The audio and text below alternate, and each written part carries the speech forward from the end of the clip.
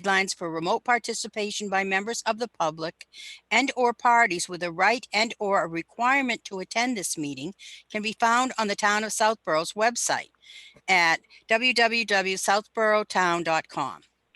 For this meeting, members of the public who wish to watch or participate in the meeting may do so in the following manner by finding the meeting at www.southborough.com/remote meetings. No in-person attendance of meetings of the public will be permitted, but every effort will be made to ensure that the public can adequately access the proceedings in real time via technological means. In the event that we are unable to do so, despite best efforts, we will post on Southborough's website an audio or video recording, transcript, or other comprehensive record of proceedings as soon as possible after the meeting.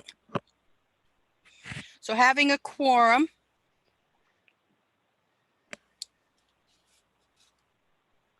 I'm going to call the meeting to order. And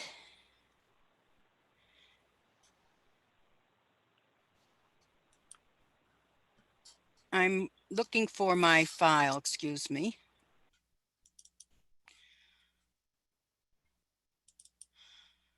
Now, do I have the ability, this is only my second meeting, do I have the ability to share my screen?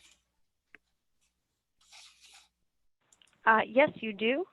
So at the bottom of It says share screen. in the middle, it says share screen. Yep. And so you're just going to click on that button, and then it will give you an option of whatever you have open on your computer for documents. And it says host disabled. It says host disabled participant screen sharing. Let me just. You are a co-host now, so you shouldn't have any trouble. All right. So. All set?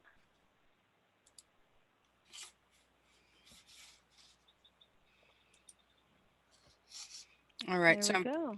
Showing the agenda. Oh, nope, that's not it. That's our minutes.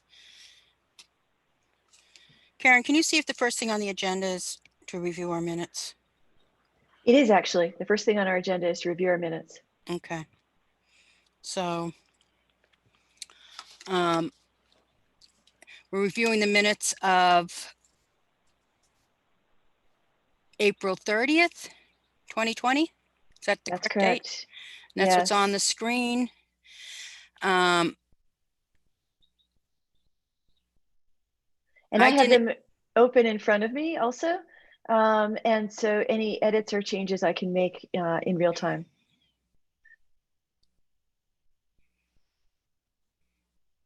So under Native Pollinator, Native Plant Initiative. Yes.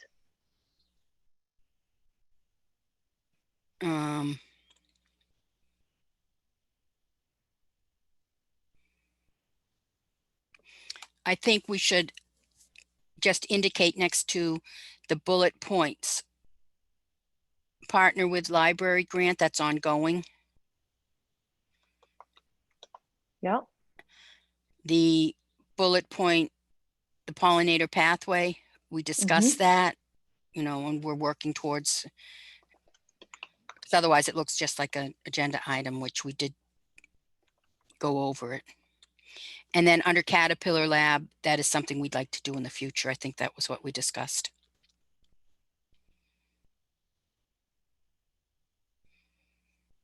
Under public comment. Just one second. I'm having trouble finding the reference to Caterpillar Lab. Oh, I see. Okay. Yeah. And then under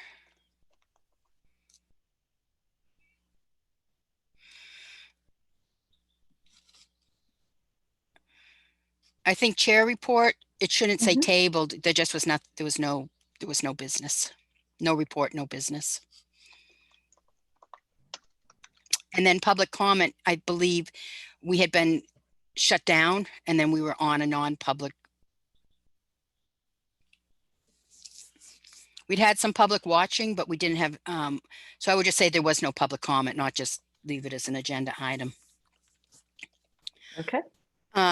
And when we adjourned, I'm pretty sure we took a vote, and those have to be, and we took a, I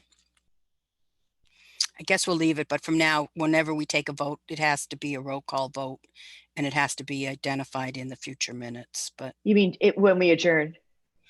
yeah, and like when we adjourned, we had to take a vote, Okay. and that needs to, for this, we need to, I don't know who did it now, so no going back and making it, but for today's, make sure we capture that. Certainly. Yep. Okay, so is there a motion? I'd like to make a motion that we approve the minutes of April 30th, 2020. Is there a second? I second that motion. This is Sarah. All in favor, and you have to do roll call. Karen Cvikovich is in favor. Sarah Rossitano in favor.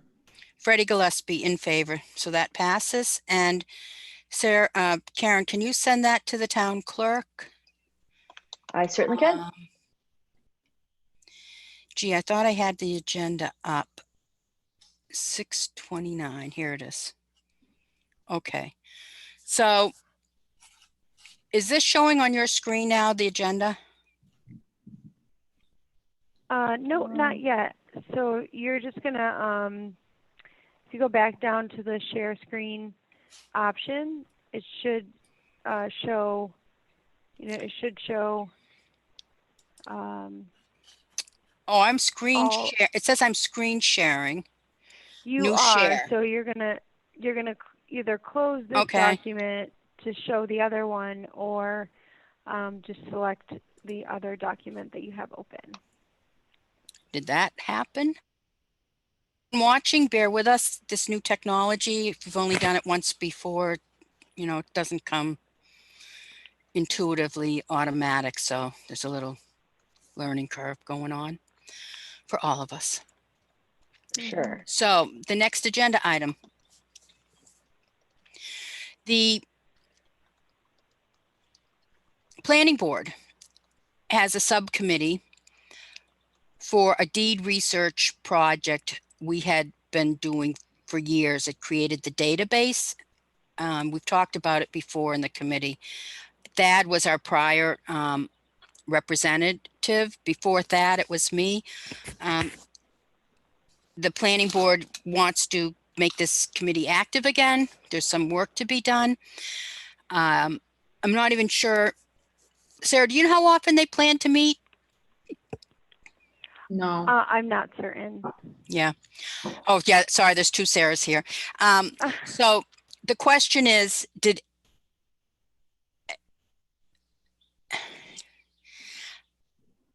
I know people have tight timelines. So were Karen or Sarah at this point in time, Sarah Rossitano, available to commit to being on another committee, or I could do it until there's no such thing as a temporary appointee, but if you can't take it on right now, given, certain life situations, I could do it. And then if you're available to come to a meeting, you could, just to follow along, and then somebody could transition into that role in the future. I'm not eager to be the long-term rep to that committee, but I'm willing to step in if it doesn't work with people's schedules. Karen? Yeah, so I'm not in a position to be on the committee right now, given my family situation. But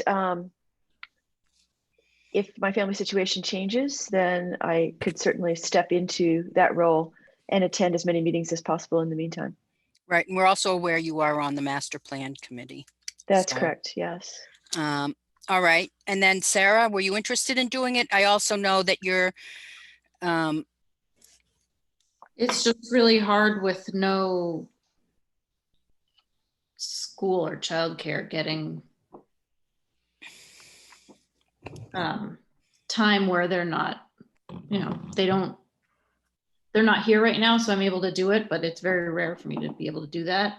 Especially if it's someone else's time frame. Yep. So I don't know. Okay, so I'm also aware you have a project on your plate we're going to talk about later in the agenda. So if you wanted to, Like in the future, definitely okay, could, but if somebody wanted to make a motion to, I don't know what the correct term is, to approve me to be the OSPC rep to the Planning Board Deed Research Subcommittee. Yeah, so I'd like to make a motion that Freddie be the OSPC representative to the Planning Board Deed Research Project for the time being. And Can't be, that you other, can't, you I can't make can't say for the time being. no, you Okay. can't do that. All right. We can deal with that internally, All but right, that's fine. there's no Then I'll amend that. part-time. All right, so I'll make a motion that Freddie be the OSPC representative to the Planning Board Deed Research Project Subcommittee. And that's by Karen. And is there a second? I second that, Sarah Rossitano. And all in favor? Aye. Karen Spikovich is in favor. Sarah Rossitano in favor. And Freddie Gillespie in favor. So the roll call vote needs to be recorded in the minutes. So then this here, next item, I thought I had sent it to you sooner. I don't think we can give a review because I haven't even had time to thoroughly review it. And what happens is the planning board, this is the, I believe, the third year we've reviewed prior ones, that the planning board has hired a consultant to go look at a few of the subdivision open space set-asides as required by the zoning law to see the condition. And our comment has been in the past that doing a inspection is great, but it's sort of like if you get your car inspected and you find out the muffler's faulty, you have to fix your muffler. So the question is, what is the result? You know, you have information is good. I should have started by saying we're very appreciative that they're doing this. It's taking a proactive step, but the question is, then what? You know, we have 2 prior years, and I know in the first year there were encroachments, and so it just sits there. So I'm going to recommend that we all take, and I'm going to see if we can try to have a meeting before next Monday. Oh, wait a minute, it might be 2 weeks. Sarah, is your next, Sarah, Sarah, planning board, Sarah? Yes, yep. I just went blank, sorry. No worries. Your next meeting is the 13th? Yes, ma'am. So if we can have a quick meeting. Did we just die? Nope, we didn't. No, I just turned off my video because I realized I was the only one with video on. Well, it kind of was nice, Karen. All right, well, you can see me again. There you go. Hi. I mean, if you don't mind, I just don't have video ability. And, Sure. you know, it makes us a little more interesting if anyone's going to watch, although Right. you can't make faces. So anyhow, so the 13th, that gives us 2 weeks to actually dig into this a little bit and to have a meeting that would be really quick, I think, on that topic, unless something else came up. But I did want to talk a little bit about, I think they did 3 or 4 properties, one of which was wonderful. They did the Stonebrook subdivision, which is the one we had gone on line item by line item at our last meeting to see our concerns with it, or not concerns, but just what we had to follow through on. So I'd like us to specifically take the consultant's review of that property and compare it to where we are weighing into the planning board on that approval process. And when I say approval process, see if I can get my words correct. There's decisions for that subdivision with open space requirements, and there's a bond tied to those requirements. So, and we did go through them line item by line item, and it is very beneficial to us to have not just our opinion, but the consultant's written report. I did have the ability to go on that site walk with him. And this was from Lucas Engineering. I forget his last name, but Joe. I walked with him, and I can report on my portion of that walk. And the Great. big concern was the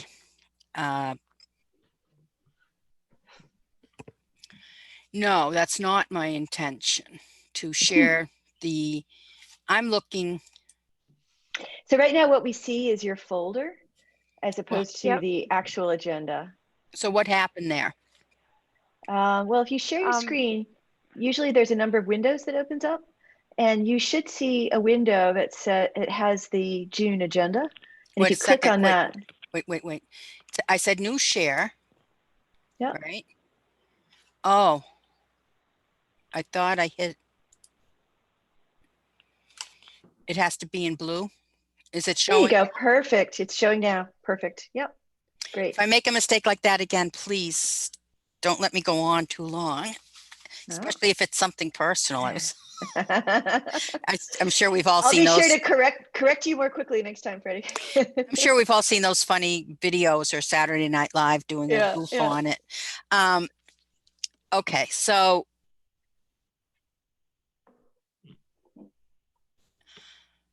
the big point of our obligation was to identify where 20 sparkleberries shrubs were supposed to go. But another big concern in the report was that there needed to be no invasive species. And one of the things, and it determined how you have to, a process for taking invasives out, because most of the open space, if not all of it, is within the 20-foot no-touch zone of the wetlands, so that they need to go in front of the Conservation Commission. So we need to look at the report from Lucas Engineering or Consulting and compare it to my comments here, which was that in the open space, there's a good amount of invasive species.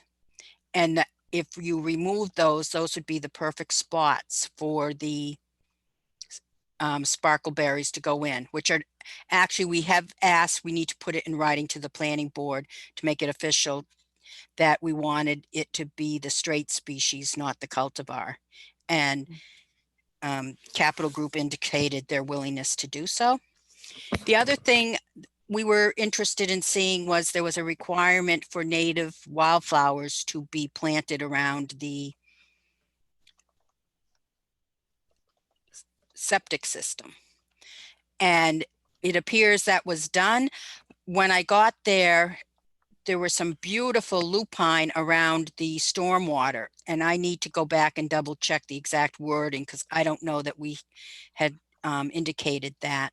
But that lupine, which was very exciting to see, is not our native lupine. So the question is, did they actually use a native mix? Because a lot of companies sell native wildflower mixes that aren't native to New England, and they actually include some European, because wildflowers are native in Europe too. So I wanted to add that on our checklist to just make sure what seed mix they used. But the bottom line is it wasn't grass, and it looked like the attempt had been made, and I'm not sure exactly what the specific requirement was. So we can look at that when we go and look at the whole subdivision. But we need to have a meeting before the planning board's meeting on the 13th in time to get them a report, comment letter. Okay.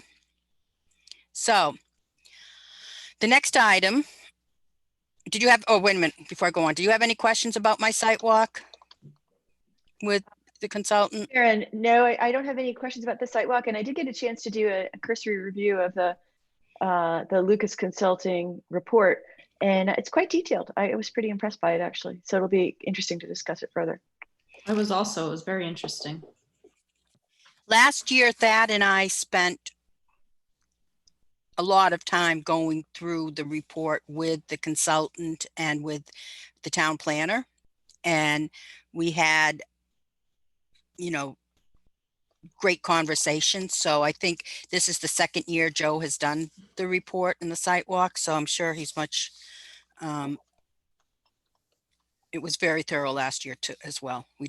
We made some comments. So I don't know that we will need to this year because some of that is a learning curve, what we're looking for.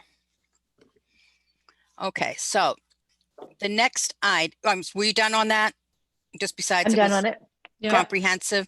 So does that sound like a good plan that we can really dig into it and have a report, particularly on the Stonebrook, what our, that spreadsheet we made? Yeah, that sounds good. Okay. So review the master plan documents. I'm going to go up here again. New And share.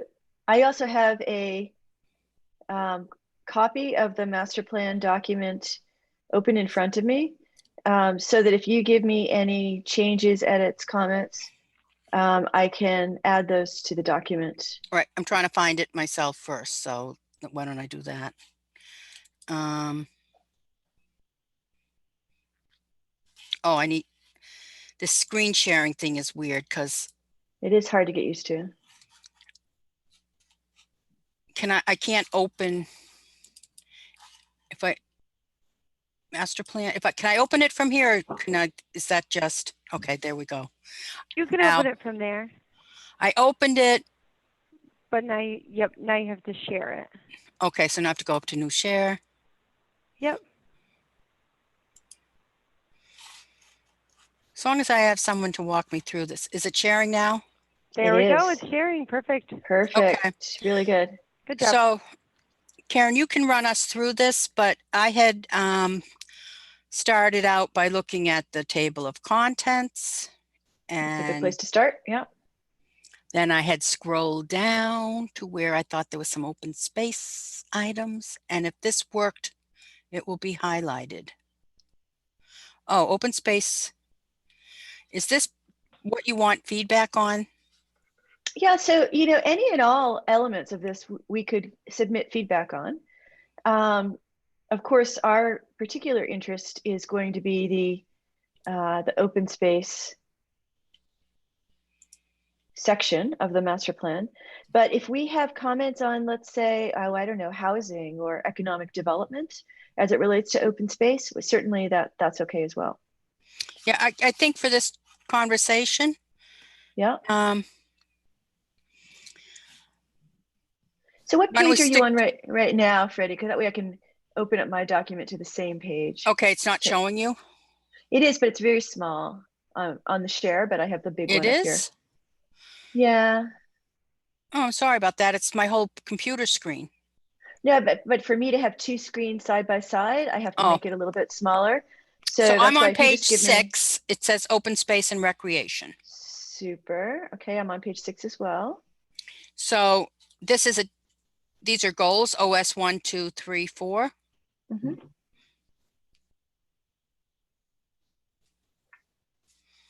So I'm not seeing anything about our native pollinator, native plant initiative here. I believe it's in the detail because we did definitely cite that. So this is just a high level. This is just a high level section related to it. So now I'm going to scroll down because I'm assuming there's an OS 1, 2, 3, 4. But I had, before we got there, it says summary of related plans. And it has the 2009 and 2019 open space and rec plans. So this is summarizing what's in there, but you get to pick what you summarize, right? We can't change what's in there. And one of the problems is that the 2019, Sorry, somebody just texted me. I gotta shut that off. Just so you know, I was out at Breakneck Hill getting soaking wet with a work crew right up Oh, until I no. came in to get home for this meeting. And I'm trying to see if they're still out there or not. So So I'll add a comment. Okay. And your comment is? So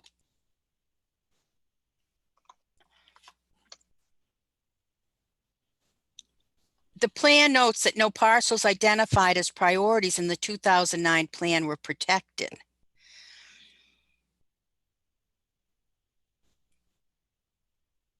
That's a little bit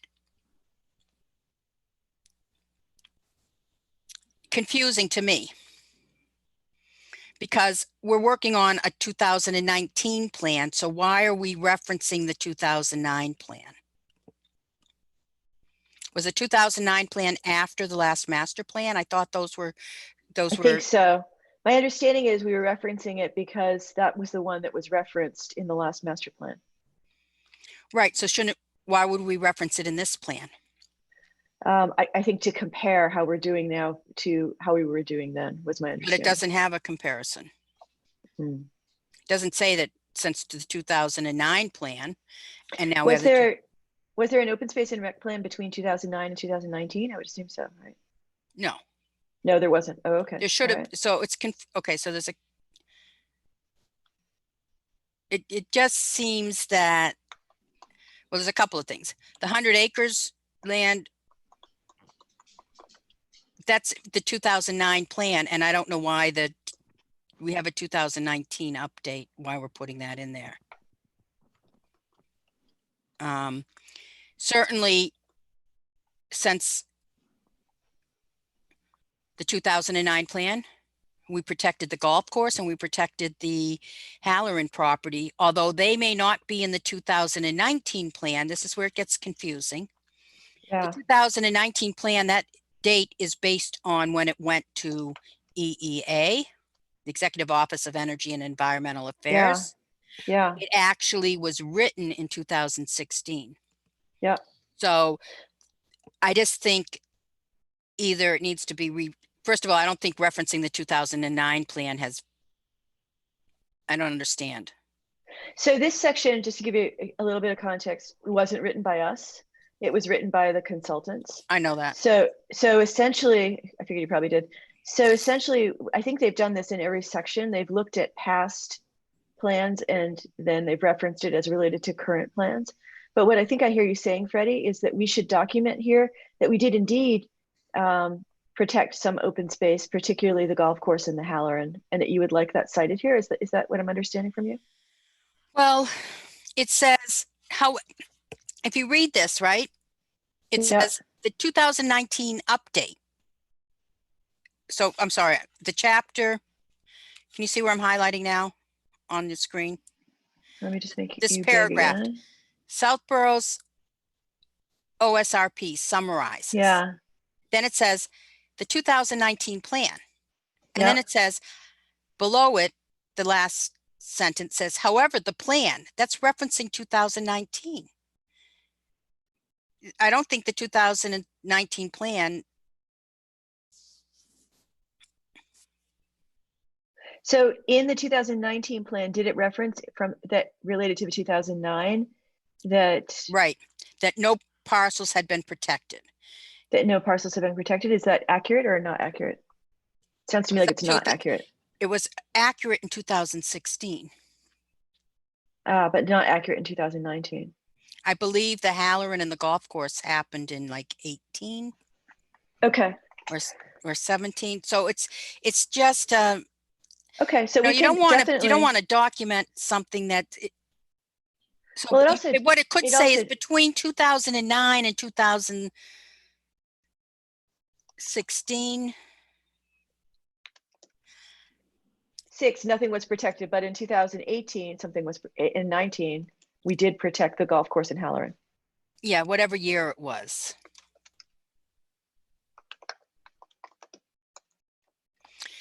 So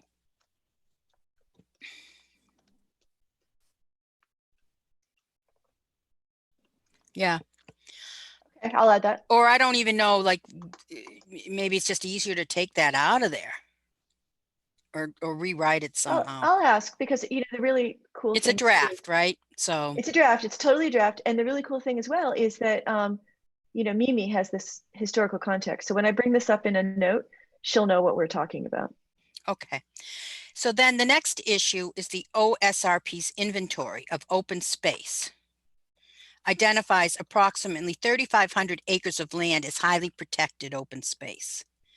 I think that's misleading.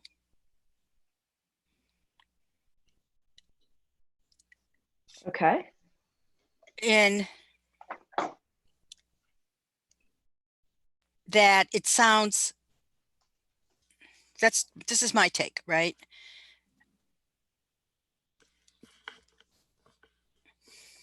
First of all, people don't realize that the reservoir is not completely protected. They could decide to, it's not like a conservation restriction. It's not permanently protected.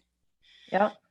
You know, like what happened in Westboro, they had all this state-owned land and they just decided it was surplus and here we go. So if the reservoir, which I don't think ever would be deemed not important, but they can come up with, well, we don't need all the land around it.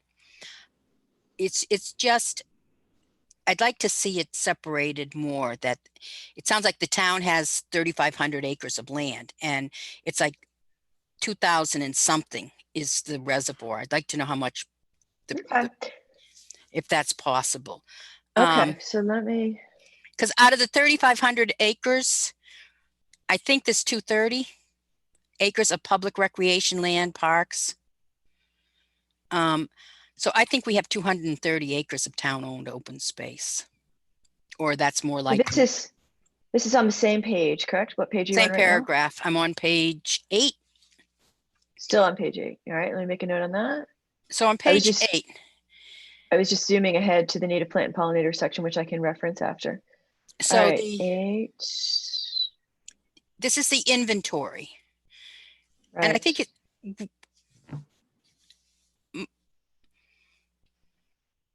compared to other towns that have major large state parks with thousands of acres and state forest and conservation land with thousands of acres, other towns still have thousands of their own conservation land.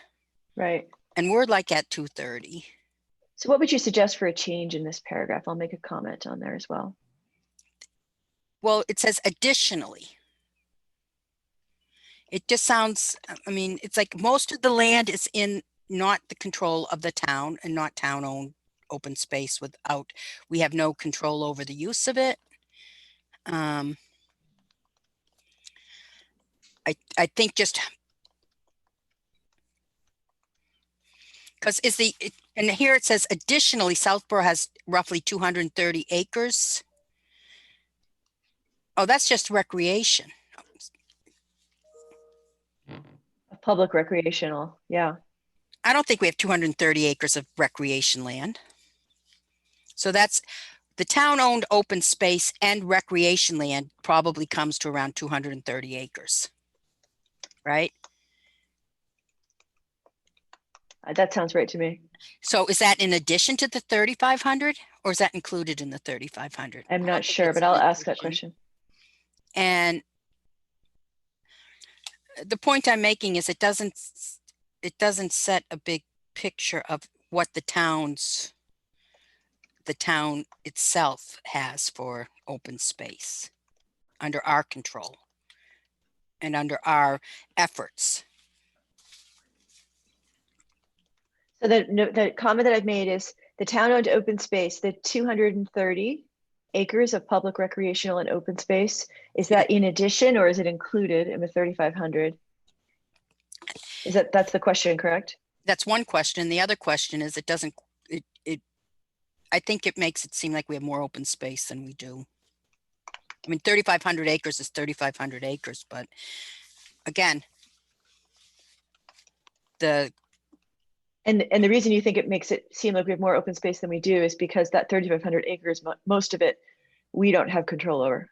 We don't have control over, and it's not permanently protected. Even though it's listed as highly protected open space. Right. Certainly a reservoir is, more, not likely they're going to develop it right away, but, things happen. Okay, I'm making a Okay. comment on that. I did also identify where the reference to native plant and pollinators is, whenever you're ready to talk about that. Yeah, I'll get there. Okay.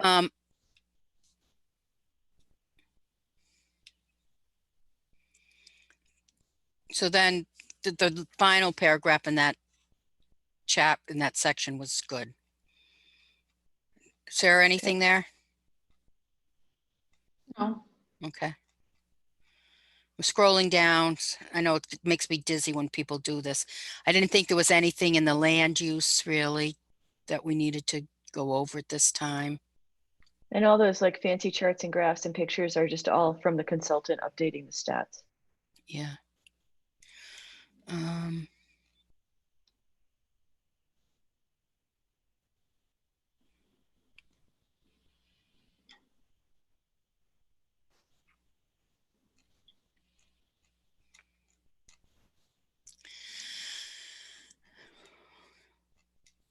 So I got to here under the transportation. Can you give me a page number? I am on page 20. Super, I will get there as well. All right, I am on page 20 also. So it says at the bottom, right up the last sentence before it says unique community resource in blue, it says there were no indications on the open house board that inadequate parking is a notable challenge at any place in town. And I talked about it. I don't know that I when I was at that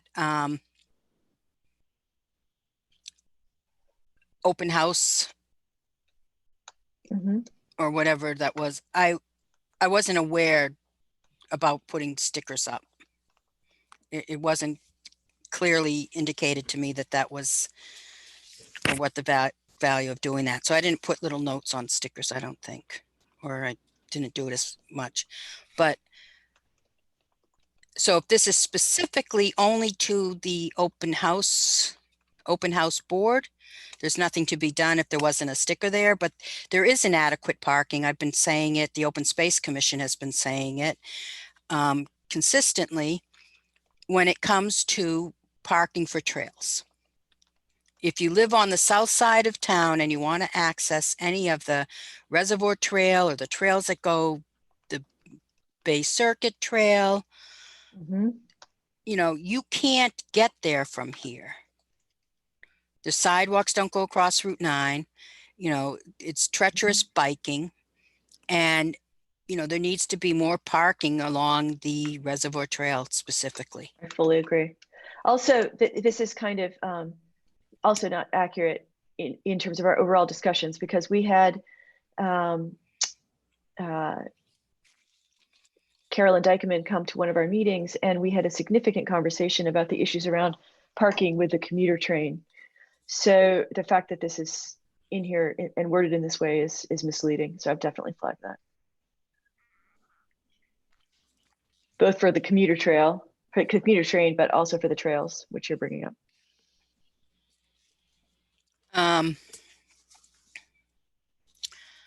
But this is talking about the open house board, so maybe it didn't make it there, but why would you put it in the report, making it sound like that was a consensus anywhere in town? Exactly, yeah. So that's why Yeah. I'm going to say that we should, I think we should strike this whole sentence out. Yep. And I actually think we should make a comment that parking has been brought up in several forums as an issue, which is in direct contradiction to what this implies.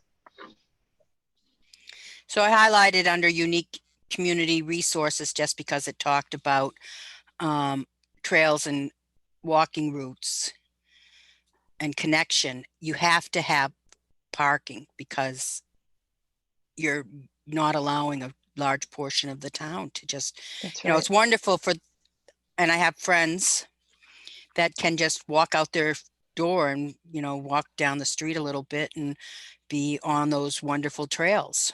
But yeah, for the rest of us, like I only live a mile from Breakneck Hill and it is treacherous walking there. You know, you're on no sidewalks and you're walking under the Mass Pike cut through there and it's a blind corner and like, no, you know, it's just very dangerous. So going down to a number of additional comments were provided.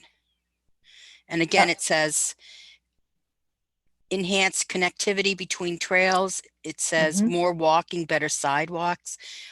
Right in there, although these were comments,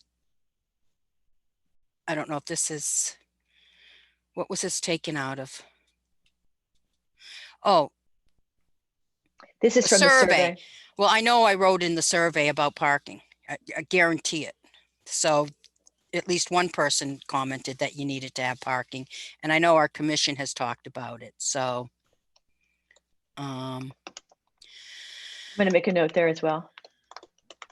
and this isn't about us, and I guess it's somebody's comment, but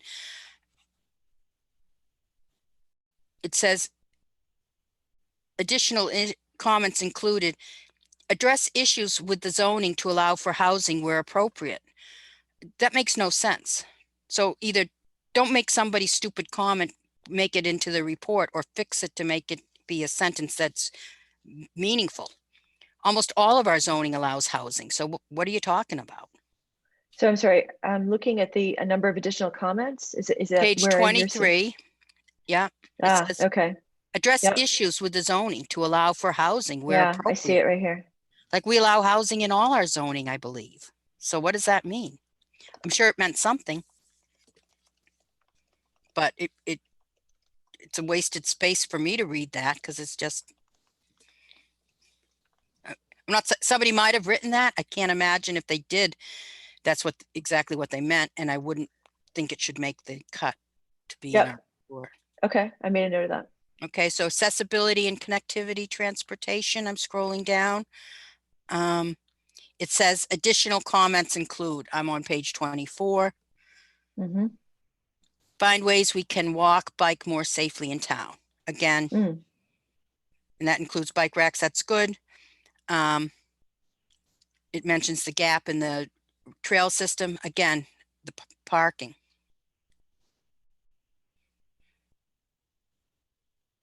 And now down here it says expanding commuter rail parking. But it says, it doesn't say expand parking for trail access. And I'm not talking about big parking lots, but you know, multiple in different locations, 2 or 3 spots to park. Like a lot of places have no parking signs where there's entrance to the trails, the streets. I'm scrolling. Sarah, did you have anything here that I'm scrolling by? No, I'm following along. Going through the villages, which isn't really our thing.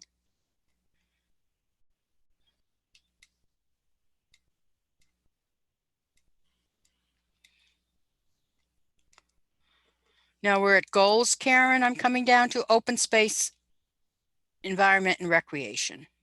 Page number 30, bottom right? of 31. Yep. It's I'm sorry, I'm looking at, it is page 30. I was looking at up top what page I'm on. Yeah. I guess you didn't count the cover as one. Guess not. Guess not.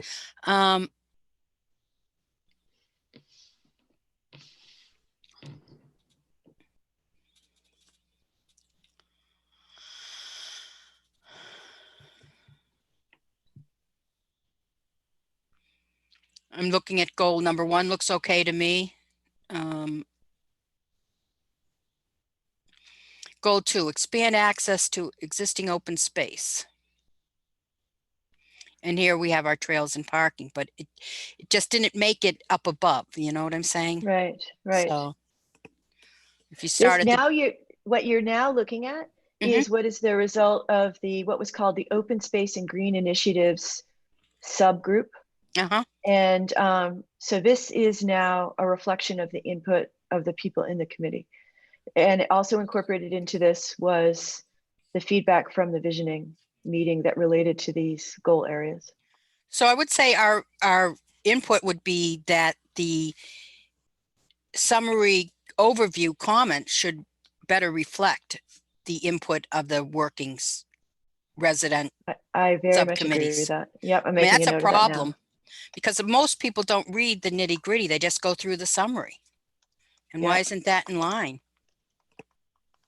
I think that's a really substantive comment. Like, why even have that there if it's like kind of just. Yep. Because this is And this is very well is- done, Karen. I'm thank you. I'm glad you think so. Well, did put a lot we of weighed time in a into it. lot on this too, didn't we? You did. Yeah, And every Sarah? step of the way, both you and Sarah made comments related to this.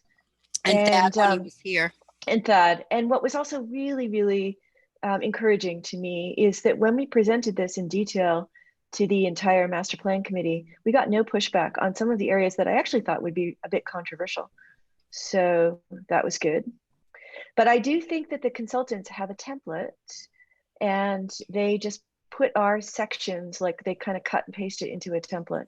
And so that's why your comment about the beginning section being more reflective of this is really important, because I don't know that they've even read in excessive detail all of this.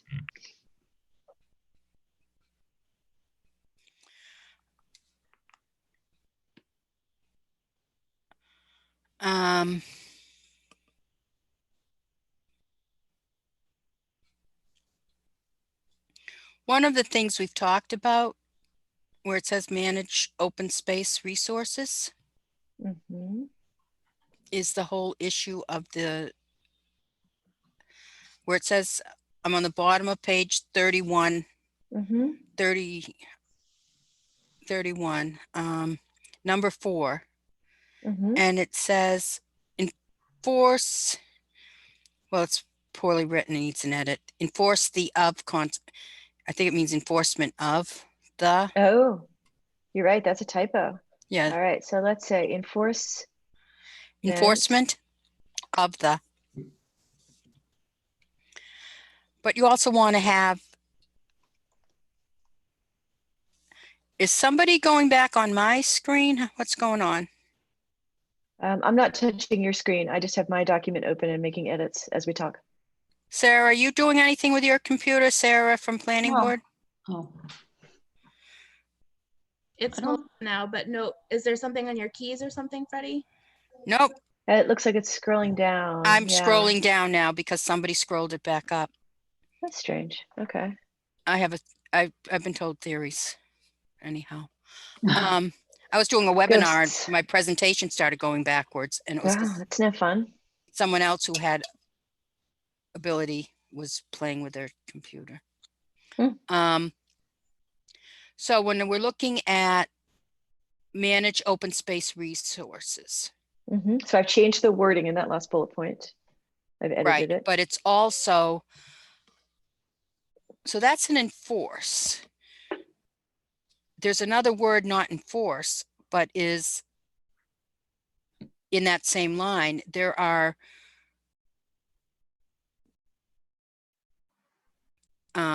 open space requirements in decisions, subdivision decisions, and easements, and deed restrictions, which also need to be.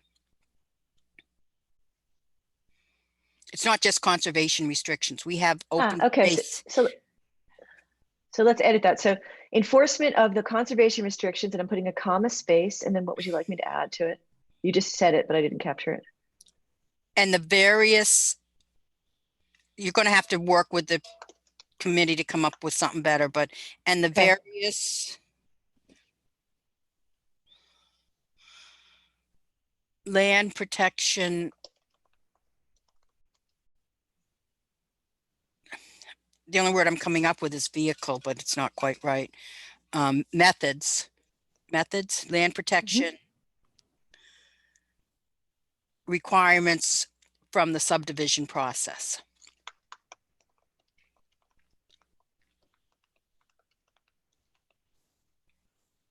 And then the phrase by the appropriate governing body, where does that fit in the sentence? That's the end still. Okay. So right now I I'm have not sure who it is, but somebody.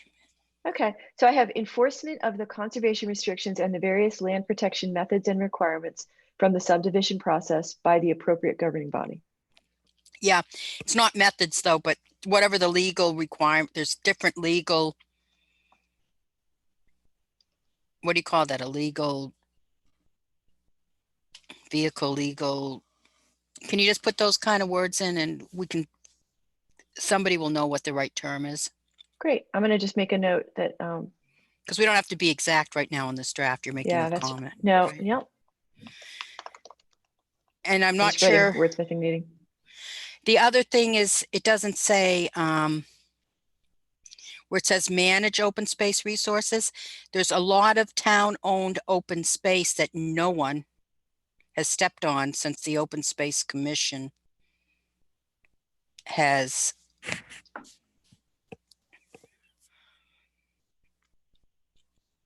had done our initial site walks prior to the town reviewing it. So that goes back to another issue. So the planning board is now doing inspections on some every year. But the question is, who's in charge of the property? It's town-owned. If it's a town-owned parcel, who's in charge and who's doing annual, not annual, but ongoing oversight?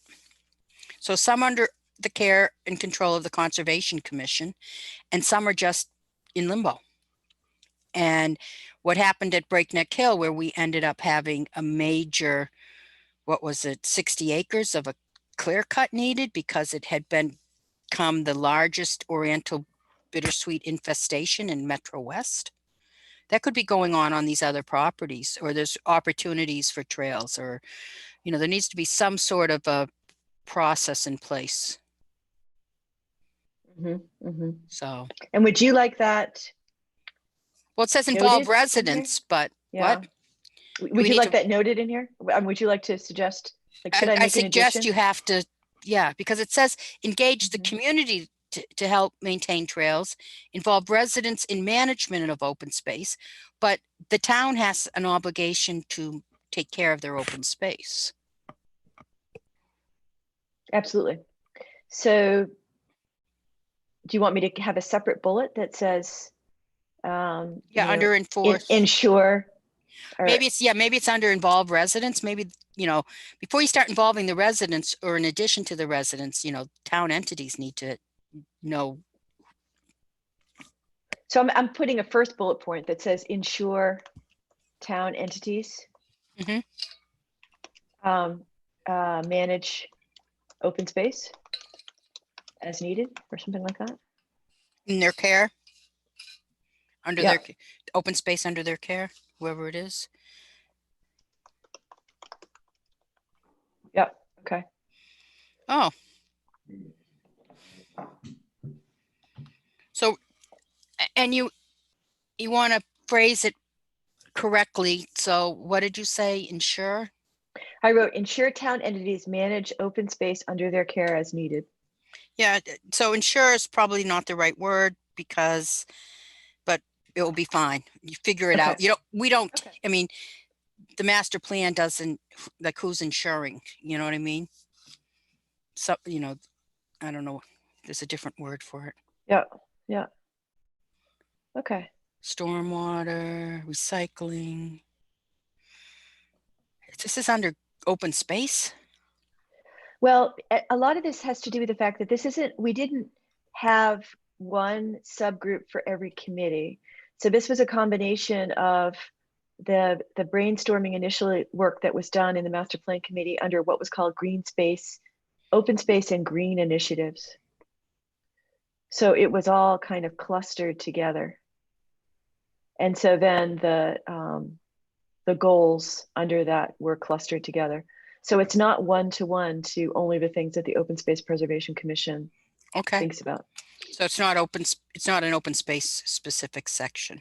No, but it's like an umbrella that does include the open space specific stuff.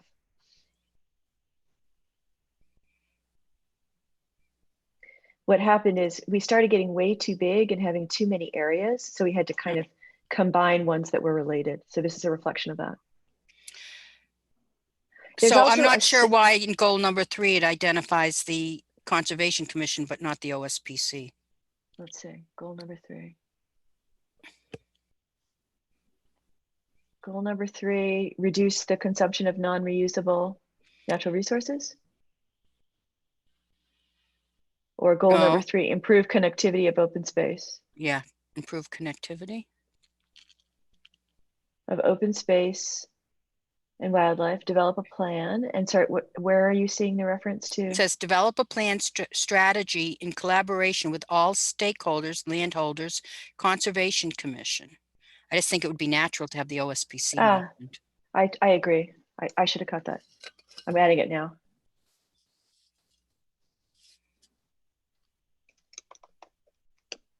I'm also going to add trails. Okay. Yeah.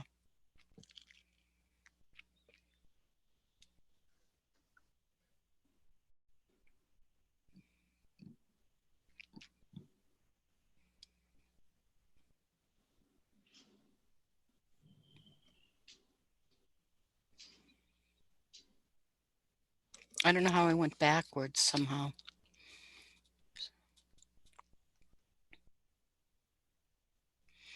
Okay.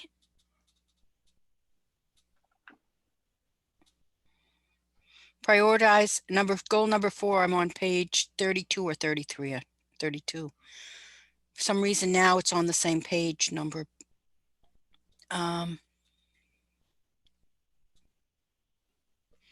Prioritize and reduce the existence and impact of invasive species in public and private properties. Mm-hmm.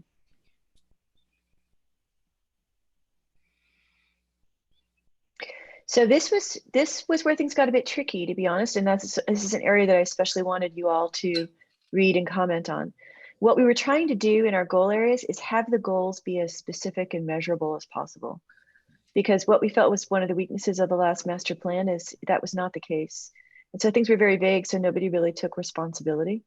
So when we think about our implementation plan, we'll be leveraging, the current committees and commissions, but also implementation groups. So that's why, for example, we said identify the top 5 invasive species to be focused on, but 5 is a rather random number. We were just trying to make it tangible. So this is all completely editable. You just need to take poison ivy out of that section. Poison ivy. Last bullet control point. Poison ivy along roll. Oh, that was a comment in the visioning. Doesn't matter. Because it's not invasive. It's a native plant. We may not like it. It may give us a rash, but it has great wildlife value. It has berries for birds, and all right. So I'm going to make that's a comment a trail about that. open space issue. It's not a. It is not. It is. So it shouldn't be in the invasive species. No, it should not. And unless it's on a trail, it's not harming anyone. All right. Or so sidewalks. I think we can take this and move this to a trail section that doesn't refer to invasive species. And you shouldn't be getting rid of it just because. No, I'm not getting rid of it. I'm just saying it. No. I meant the wrong place. I meant you shouldn't be getting rid of poison ivy. If you see some and it's not in a trail, it's not hurting anyone. It's not like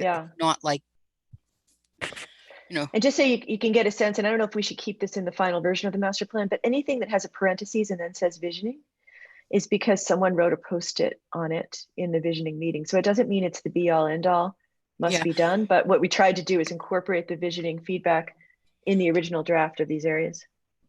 So control poison ivy along sidewalks and trails can be in a management somewhere. Yeah. Right. But it's not doesn't need to be controlled along roadways because, when you're driving a car, that's right. You're not getting poison ivy.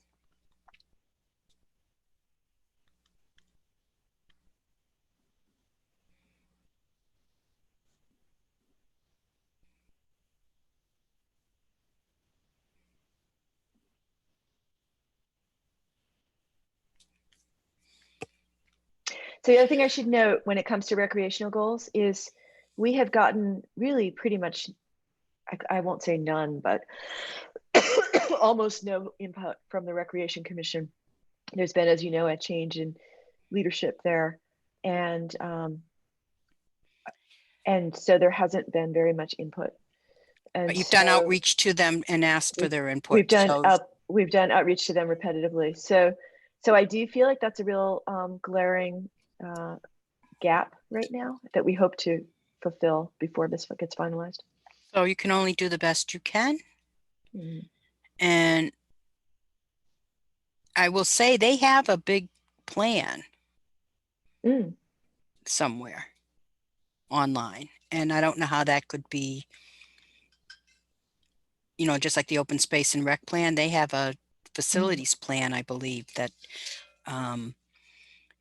if the recreation department and commission can't get you information, maybe your consultant can pull some items out of that. Because we know when you have What's the name turnover. of that plan? Can we get more information from the what plan? I'm making a comment on here. I think it's called the facilities plan. I'm not sure.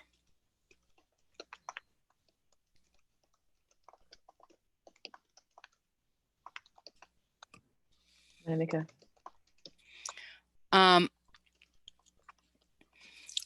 I think there's a miss here, but you went down to recreation goals.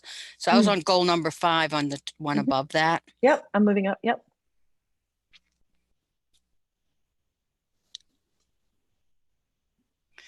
I think you need to mention the tree and city initiative. Ah, okay. And I don't I'll know add that. where. It's the planning board's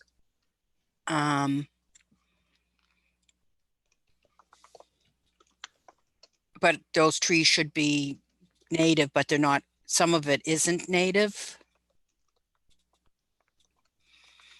I'm rolling up, sorry. Increase the volume of recycling. So one of the issues is that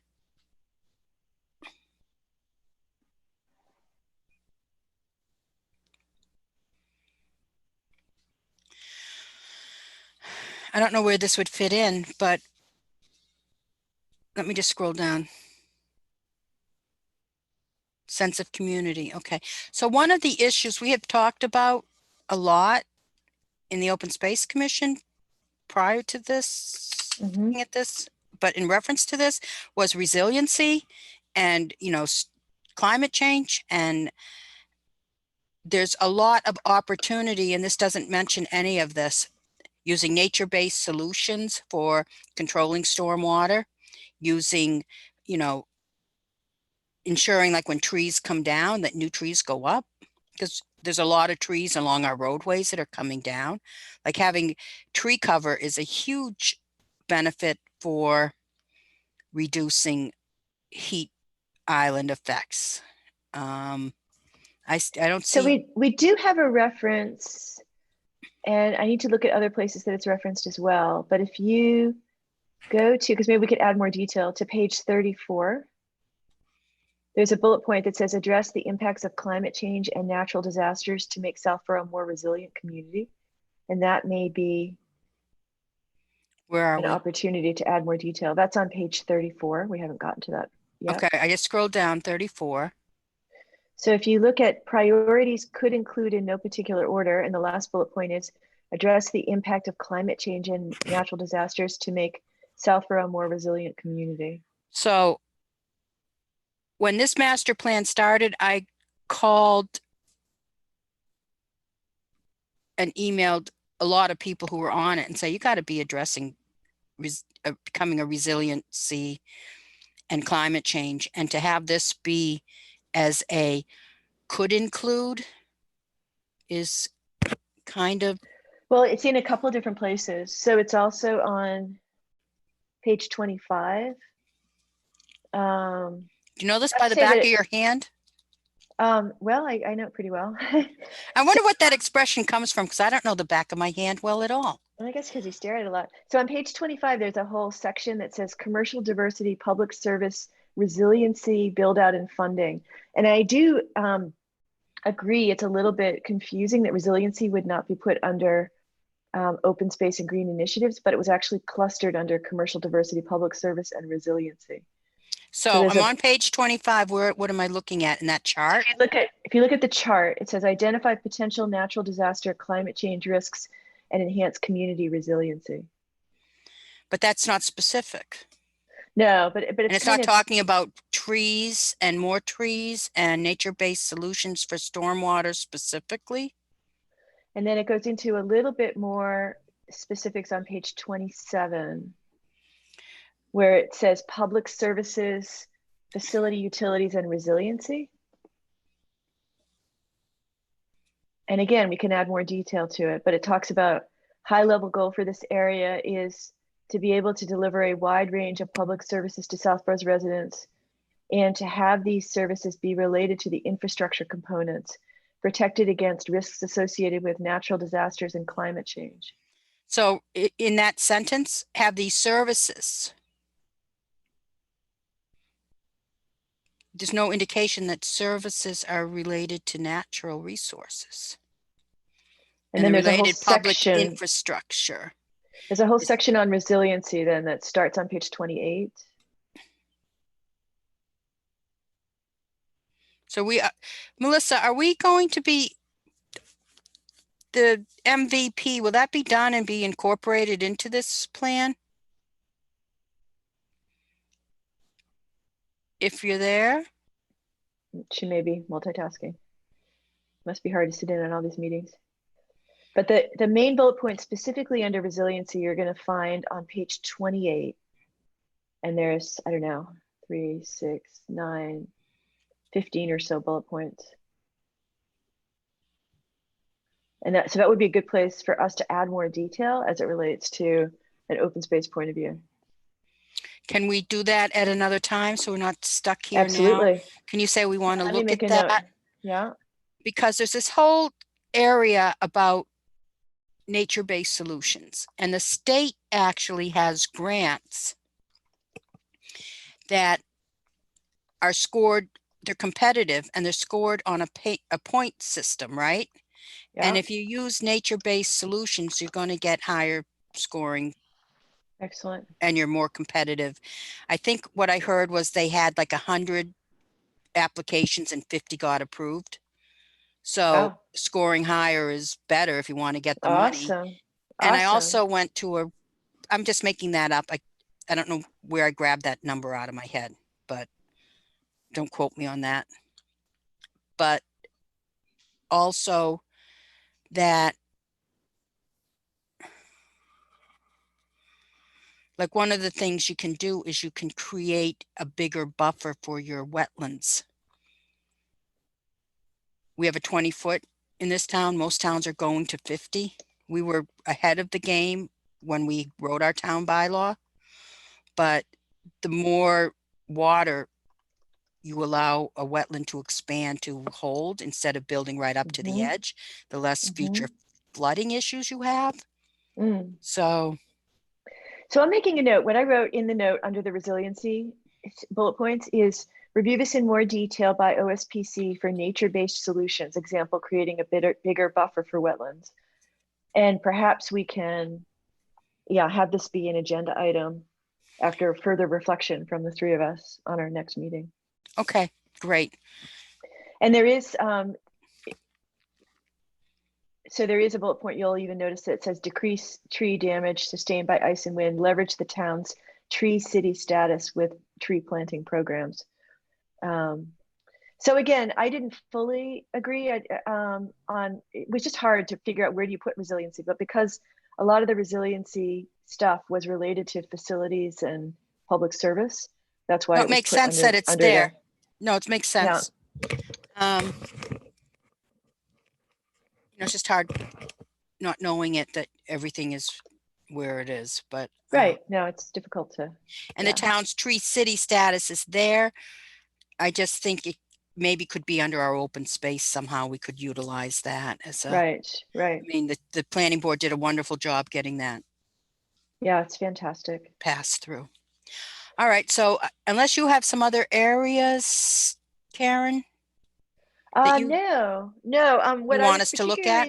interested in was that you both especially look at this section, which was the reflection of the open space and green initiatives. So it would be 32. open space yeah, it starts on page 30 and it goes to 32, and that you also review the section on resiliency to make sure that we've got our open space input. But I would also encourage any areas that you feel like you know, need to be in sort of in collaboration with open space points of view and goals that we look at as well. For example, you know, really wanting to be very collaborative with housing and commercial development, but also recognizing that the two need to be aware of each other's goals and that there aren't goals that are in contradiction with each other as a part of the master plan. All right. So how much time do we have before you're finishing this up? Well, the goal was to originally to finish it by the end of June. Clearly, that's not going to probably happen. We need to get an extension with our consultants because it's not done by then. We are going to have our next, I'm just looking at my calendar here, master plan meeting. Let me tell you. Our next master plan meeting is on July 1st, so this Wednesday. I was going to be sending my feedback to Mimi prior to that meeting. And so I can send her our notes in this Word doc, letting her know that we need to further review the resiliency. And again, this isn't, you know, the absolute last time we can give feedback. I'll be sure to alert you when that time comes, because it will eventually come. Right now, I don't have a clear sense of when that's going to be, but I would anticipate it's probably, hopefully, going to be within the next 1 to 2 months that this gets finalized. So just looking at this, I'm on page 33 and I seem to be at the bottom of the end of the report here. Yeah, where it says next steps. Yeah. Yeah. My recollection is the last one was like a 7-inch deep binder. Why is this just 33 pages? And I don't know what was in that. Is there more to this or is this it? So we were trying to not have it be like an encyclopedia-like document like it was last time, because the feeling was that people weren't really reading it. But whether or not there'll be other things added to it, I'm not sure. Actually, I have the hard copy. I'm walking over towards it now. The 2008 master plan. And it has a lot of supporting documents that are a part of the full plan. But that's a good question. I'll certainly ask. I don't need it bigger. I'm just curious. This seemed, I'll be honest, this seemed more manageable. Well, and that is a big part of the goal. So the other plan for the future is that we anticipate the master plan committee will get smaller. We are having difficulty. We've had to cancel several meetings due to not having a quorum, which has been really unfortunate, including one that was at 7:30 in the morning that I was at, and we were short just one person. It was very frustrating for those of us that got up early for the meeting. So I do think we're probably going to reevaluate who really wants to continue with the implementation once the master plan is finalized, and a smaller group will be a part of an implementation committee. And it doesn't mean that only that committee will be implementing, but the idea is that each of the goal areas have a kind of primary person accountable for actually implementing it. So some of it I'm sure we'll ask the open space, our group, to be helping to implement, and so on with each of the individual groups. And some maybe won't fall neatly within a particular commission or committee.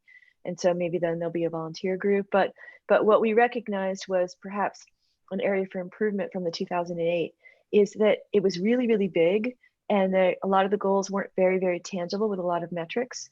And there wasn't clear accountability around who was going to actually implement it. So while there were things that were accomplished in the 2008 master plan, not as much as we maybe would have liked. So we're going to try to address that with a smaller plan and more specific accountabilities. But okay. Okay. I don't need to say that. So would you both be comfortable, I can send it to you first if you would like, now that we have discussed this in detail as a committee, with me forwarding our initial comments to Mimi so that they can be incorporated into her summary for our next meeting, knowing that we're not totally done yet, that there still might be more comments. Yeah, can you possibly send them to us first? Absolutely, I can do that as soon as this meeting is over. Okay. Is it within open space meeting law acceptability for me to send it to you if you have any additional comments for you to then send it to me? No, No, okay. corrections So are okay. corrections, but not additional comments that we Oh, haven't wait already a minute. talked Let me about. think about that. Let me think about that.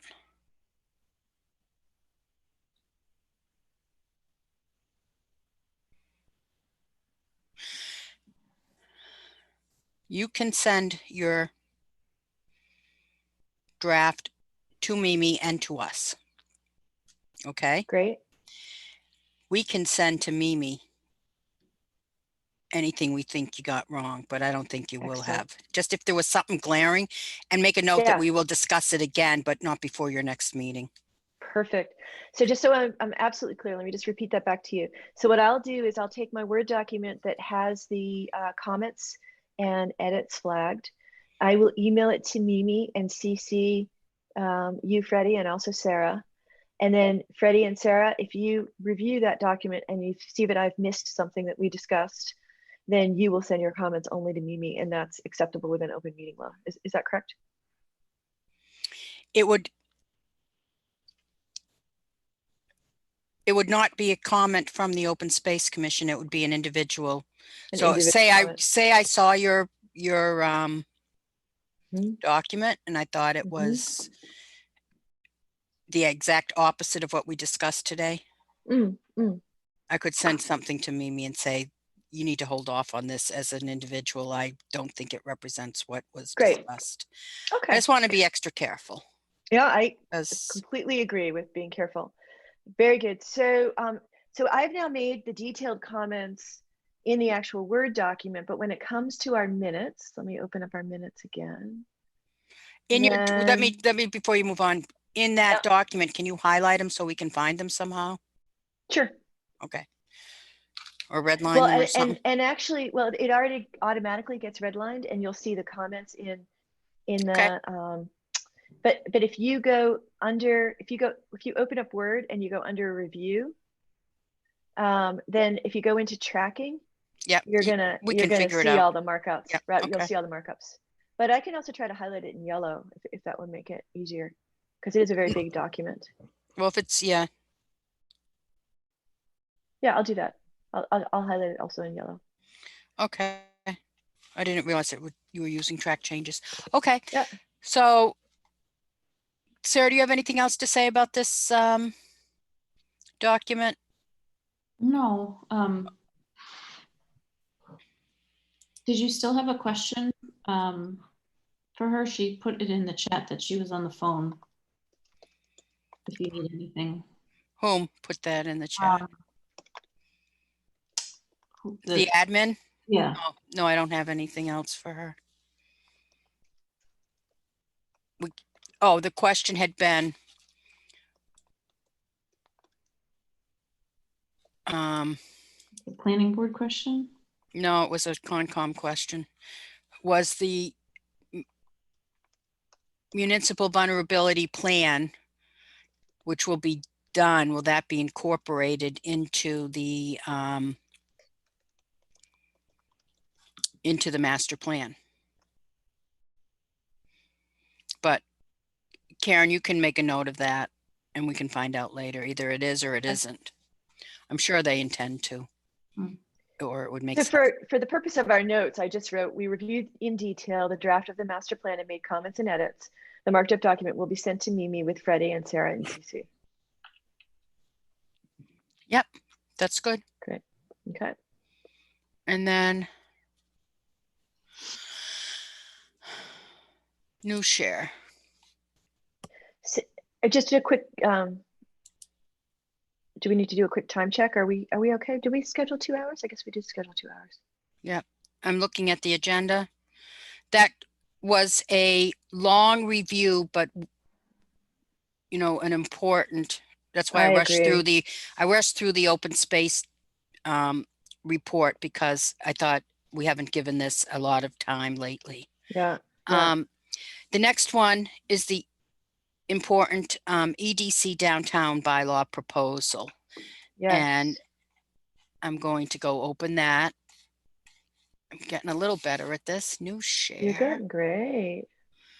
Oh my goodness, where's my, last time I was showing, I shouldn't have said anything, right? I was showing the folder, but now I can't find the folder. So let me see if I open a folder. EDC mixed use. Now that's open. Now I have to do new share. Here it is. Is that showing EDC mixed use district? Yes. Okay. So this came in an email, and at the top it said, in the email, not in the document, the document does not include any design standards which are still being revised and compared against existing Southborough bylaws. And then it goes into the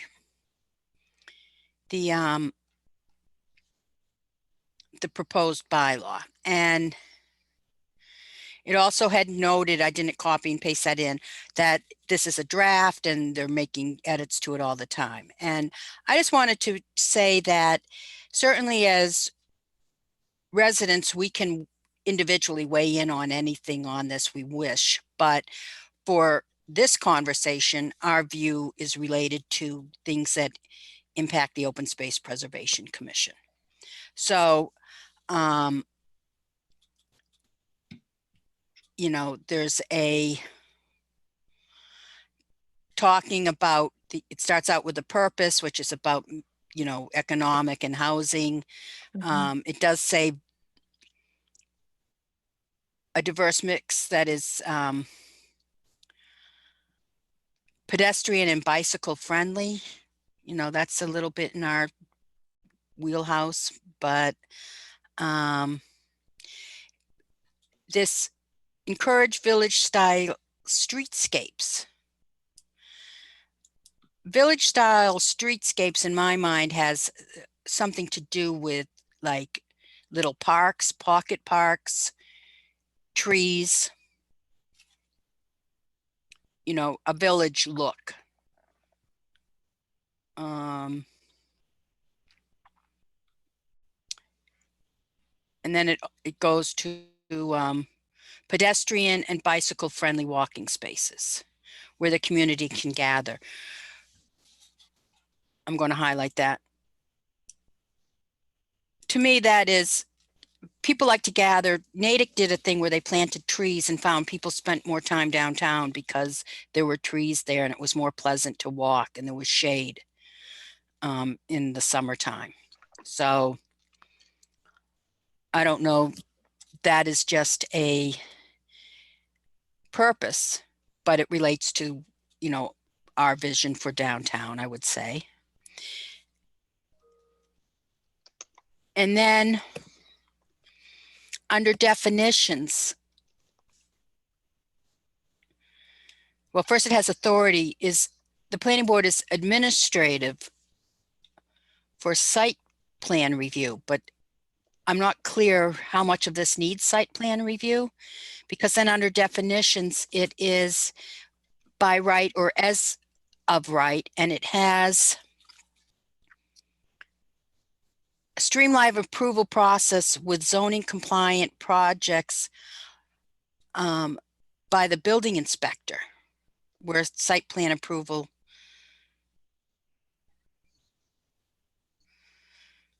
or by the planning board if the site plan is required.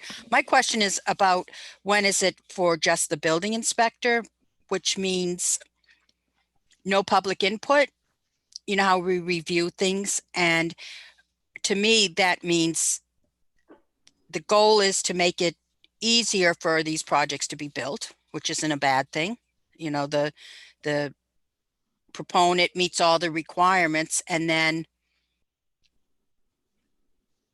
gets the green light. But to me, that means those requirements have to be really what we've learned over years with the zoning code for the open space. It has to be very quantifiable, specific, not anything that is up to interpretation, because who's interpreting, and then nobody gets to weigh in. So that's one of the things we need to look at when we're reviewing this. And then it has, after that, it has permitted and prohibited uses, which really isn't in our,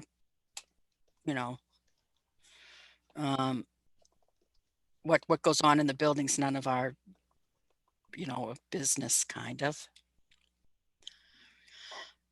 But then I want to make a point that it has, just so we're understanding the scale, because above it said village, I'm sorry, I'm scrolling, am I making you dizzy?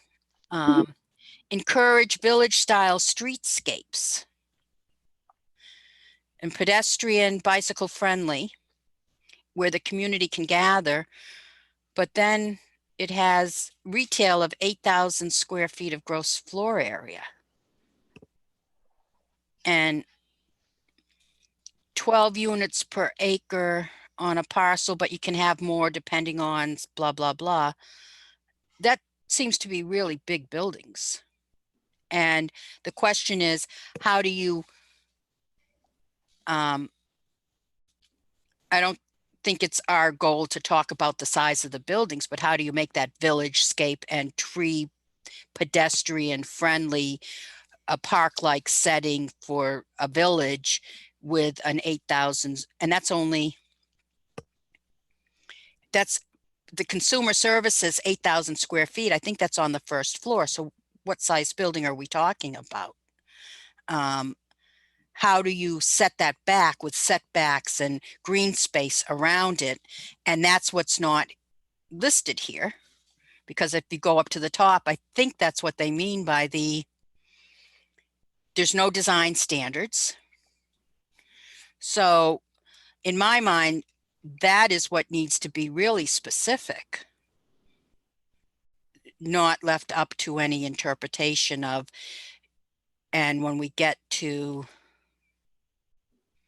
so they have interesting design standards, they have parking, but they have parking design, but they don't, I'm being a little bit,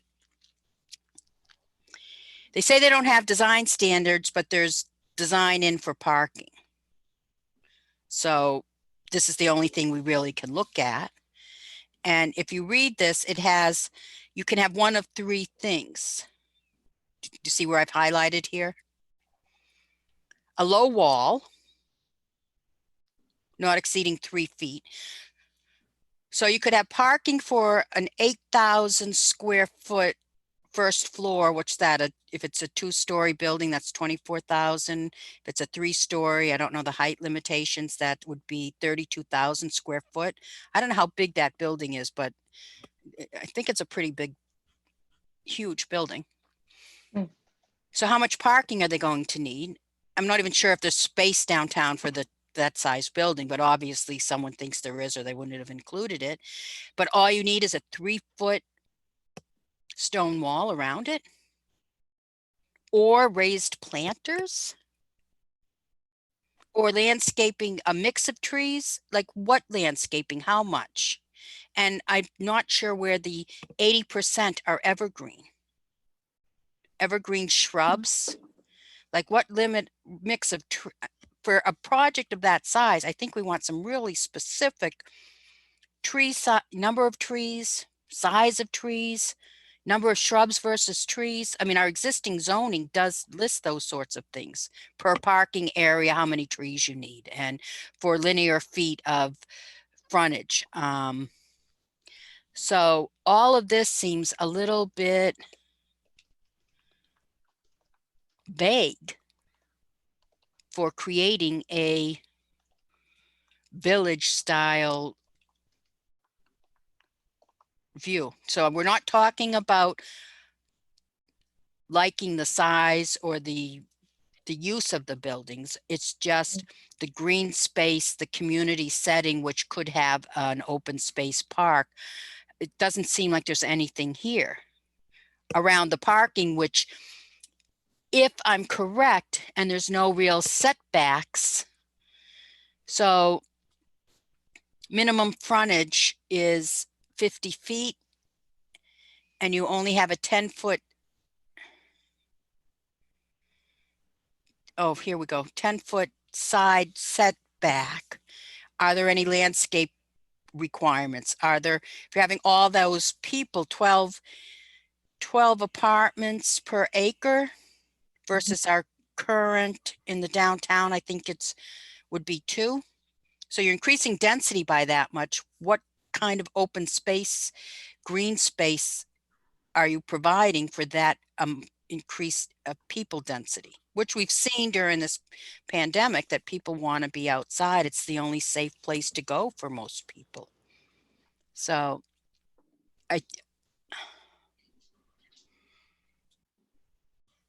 I'm not sure that there's anything right now for us to comment on. I don't know. Can you share your opinion, Karen? Yeah, well, there's a couple things that you said, Freddie, that I fully agree on. So one is that we need quantifiable and clear requirements, so it's not open to interpretation. And that as we review the EDC downtown bylaw proposal, we would particularly focus on quantifiable, clear requirements as it relates to the stuff that is in our wheelhouse. So things like specific plants or tree requirements, those kinds of pieces. And some of this seems a little random to me, like this, like the reference that you referred to around pine trees. So if they're looking for feedback from us now, can you make this in our notes and maybe we can send it to them? I'm not sure. If you make a note, I can write something up and we can approve it at our next meeting. How's that? Yep. So do I need to make a motion for you to be able to do that, or can you just do it? No, because we're not sending anything out. So I'm just writing. Freddie will write something. Well, let's give them this room. So our current comments are that we are only commenting on things that are within the purview of the Open Space Preservation Commission, but we noted the village style streetscapes with, walking spaces where the community can gather. Seems to be a park-like setting. But where is that? That's a goal, but there's no place in here that requires it. There's no streets, there's no street planting. So I think we can't comment because of the design standards aren't here yet. Right? Except for when it comes to the parking. Because they have design standards there, which really are not quantifiable. So what it says is,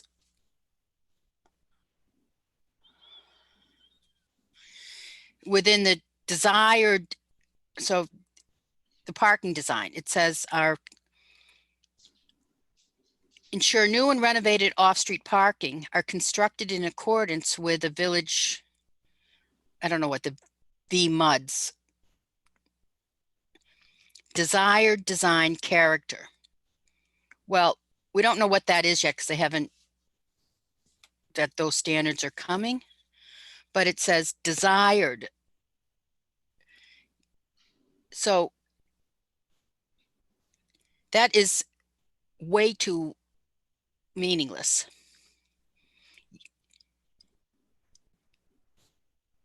You must satisfy it to meet somebody's desire. It's not a definite, if the way I'm reading that. The desired character.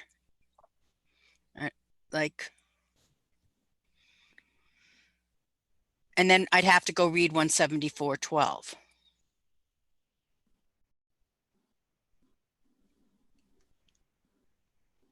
So I've captured that in the notes, loosely what you've just said, so that you can remember it Because for later. it's concerning. I don't understand. 174.12 is zoning, but this overrides zoning. So which is it? If you, do they have to comply with the provisions of section 174.12? And do this, or is this?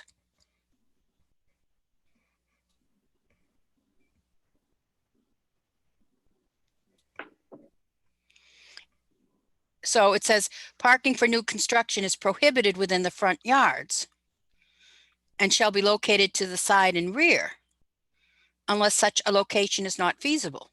So then where do they park? If they can't park in the front and it's not feasible on the side and the rear, does the screening become like you don't need to do the screening to make it feasible? Those are the types of things I've seen in the past where, like, if you need to put the parking in, but if you do the tree planting, you don't have enough space for parking, then you get rid of the tree planting. I don't really understand what it means. Well, what I can do, Freddie, is what I just put, I'm going to highlight it in yellow so it'll be easy to find. That way it'll kind of jog your memory if you want to send something to them in writing. But it sounds like this needs to be a multi-step process where we send some initial feedback, but then more after they give us more detail. Maybe we can just say until we see the design standards, It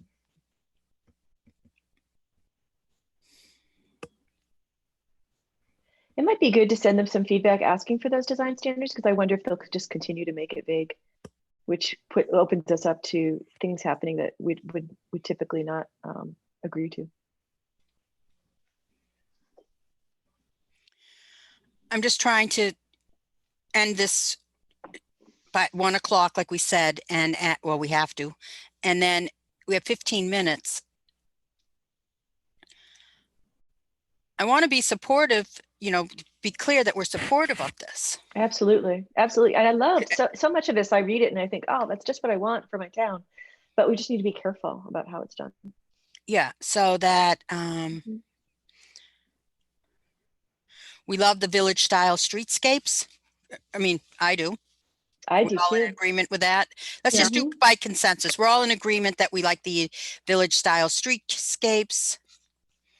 We like create pedestrian, a vibrant environment to live and work and play. So somebody's in the room, but we're not taking comments right now, but I didn't know somebody was in the room. How come I can't see that? You click on participants at the bottom. At the bottom of what? So we are a working committee and we don't normally, but somebody wants to talk, so I don't want to shut them down.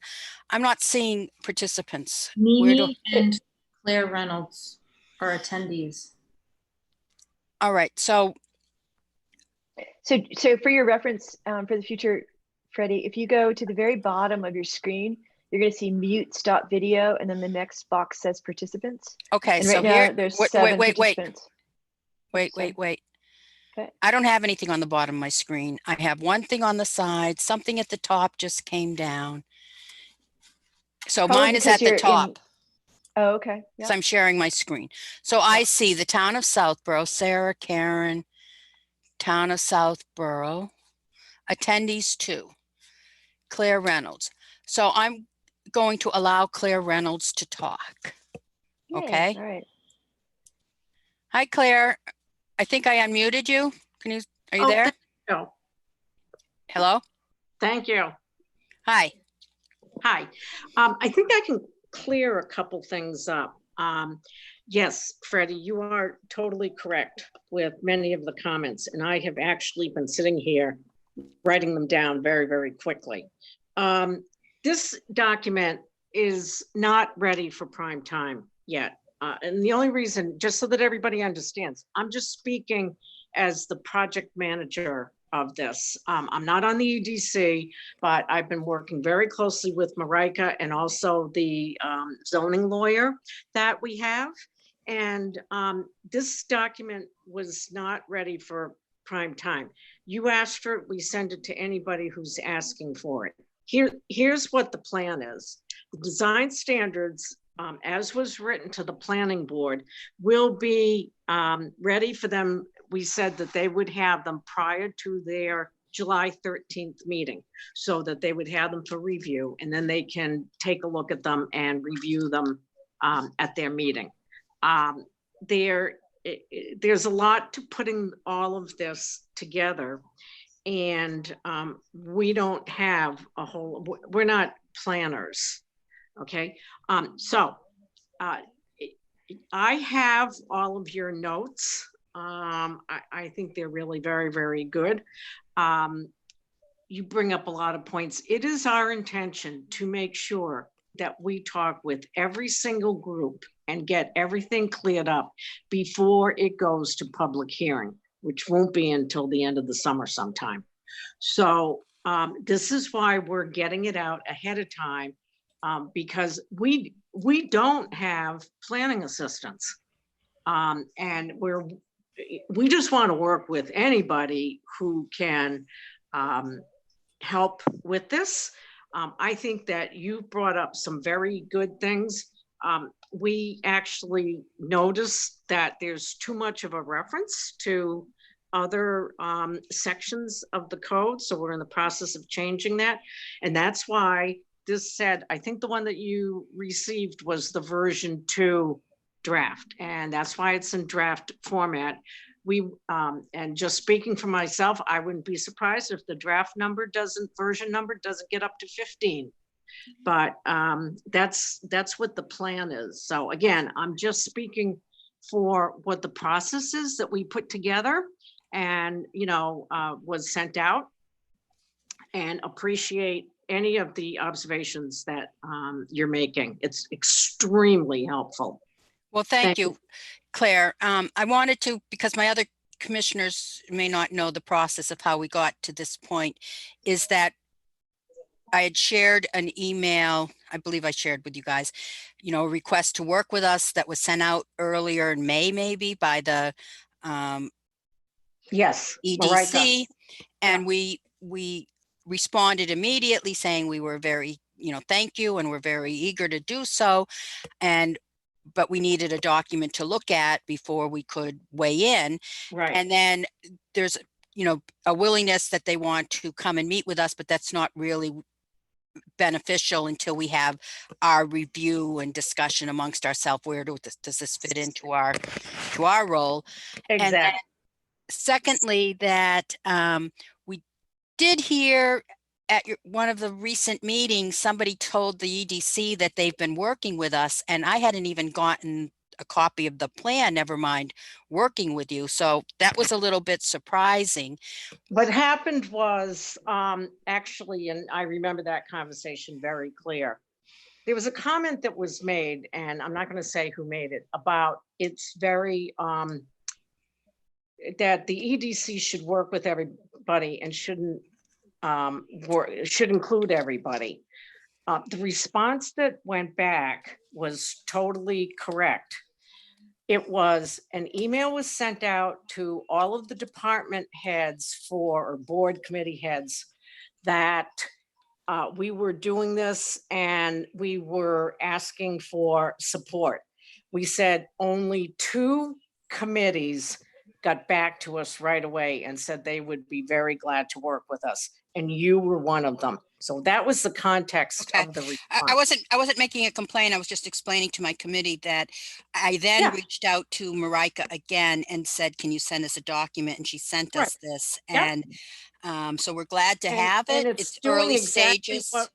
Exactly. It's doing exactly what we were looking for, is starting to collect feedback so that we can go back and change. I mean, even some of the things that you said, is everything needs to be quantified and nothing left up to, for lack of a better term, imagination. Well, I wouldn't have said that. What we have found in the past is that when anything is not, I'm saying it. Okay, when anything is not, the Open Space Commission has found in our current zoning, which is very specific for the most part, whenever it's not clearly quantifiable, that's when trouble begins, and people have different opinions. And particularly if you're doing a by right bylaw, Mm-hmm. Yeah. that becomes even more critically important. And so your take back to the committee could be that, we're going to be looking for very specific quantifiable language. Exactly. Yes. And so I don't have to write a letter if you're going to report back, because if you're No. saying this is really a very preliminary draft, You got it. and you also heard that the design standards are what we're very interested in, Yeah. and we have concerns. We want to know why it's evergreen in the shrubs. That's just kind of counterintuitive to what you Yeah. need And just for an climate example, change. just for a quick example on something like that, it would be the intention to take that part of the zoning that says, now granted, I'm not talking about the EDC, I'm not talking for the EDC. This is just, That's clear. but if I was king, I would say, well, they already had, a lot of this stuff already exists in the current zoning. So we'll just take that and migrate it into the design standards. That'd be great. Listen, Yeah. we have a little time constraint here. Okay. Yep. I'm Well, sorry I didn't know you were here earlier. But Claire, I did want to say one other question I had. You said you don't have any planners, but I thought you had a $50,000 grant to hire planners to help write this. That grant is for zoning and for a wastewater feasibility study. So we tried working with one planner and it did not work out. If we could get, somebody who, a village mixed use district, which is what the VMUD stands for, is not something that we've dreamt up. There's 1,000 of these that exist, and we just would love to work with a planner who has already done that. We sent out an RFP to 3 people and did not get any responses. So that out of that $50,000, a lot of it is going to go for the wastewater study, because that's really a bigger project. At least that's it's not, I don't want anybody to think of it as 50-50 out of the $50,000 grant. But the wastewater is going to be, essentially what kind of system can be put in that new businesses could tap onto in order to, make development more enticing. So Okay, that makes sense. But I would suggest, though, that in my experience, if you're going to town meeting and you need a 2/3 vote, that you're probably not going to want to say, we wish we had a planner, but we couldn't find one. Well, because even though there's other mixed use village business districts in the state, yeah, you kind of want that kind of professional help, I would think. Absolutely. And that's not our business, really. Right, exactly. But and we want to, I just want to be clear, because we've got to move on, but that from what I heard from my commission, we find much of this to be very supportive about, and we're just looking at the details. Absolutely. Definitely. Perfect. Thank you. Can we all agree on that? We want that to be the message. On that, Claire. And boy, this is the kind of two-way dialogue that I love having in these kinds of meetings. So thanks so much for sharing and being thanks a part for of the meeting. opportunity. So okay. We squeezed this in because we felt you guys wanted, the EDC, not you, the EDC wanted some feedback. And if you can be the person to do that for us, and we'll be eagerly awaiting the next version or the design standards in specific.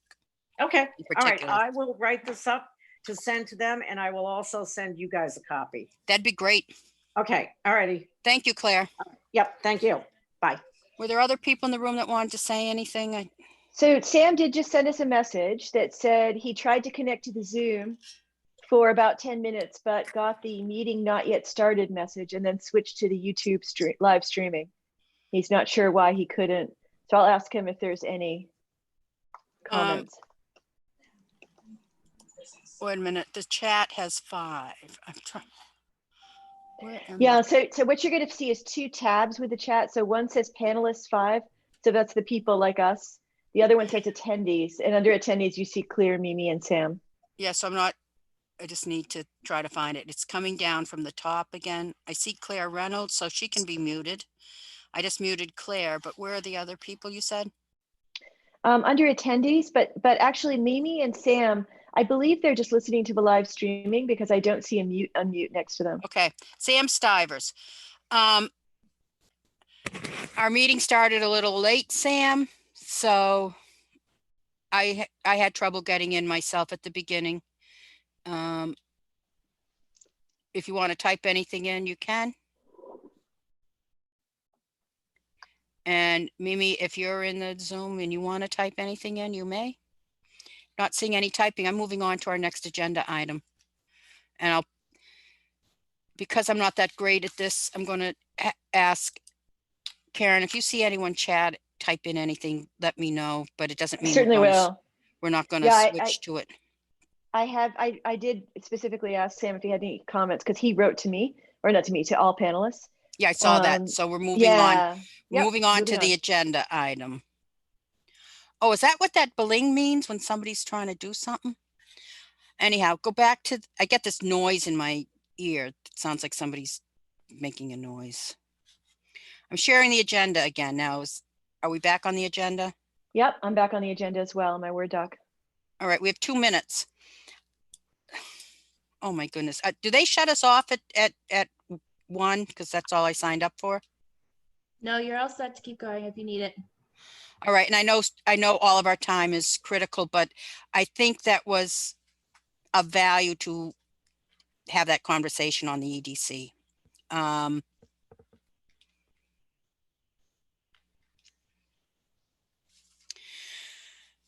Discussion of the municipal vulnerability plan and nature-based solutions.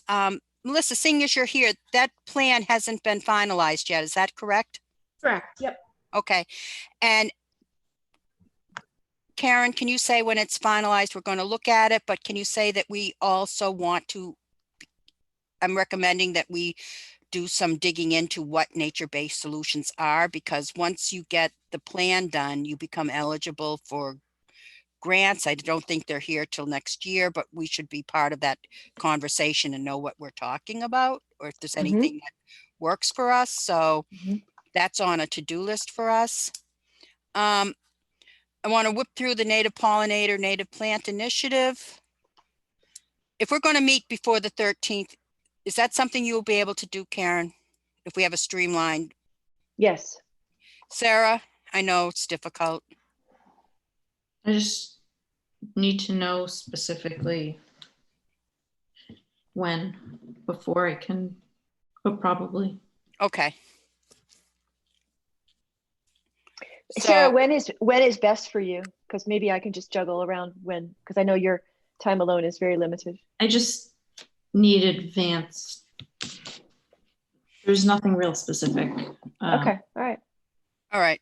So knowing that we are of the intention to make our schedules work to have another meeting before the 13th of the planning board, some of this conversation can go to then. It's really important under the native pollinator, native plant initiative, which is really what we're being focused on, the National Wildlife Federation. And Sarah can work on that independent of us. I was getting back a document we had previously reviewed, and I will send that to Sarah after our next meeting.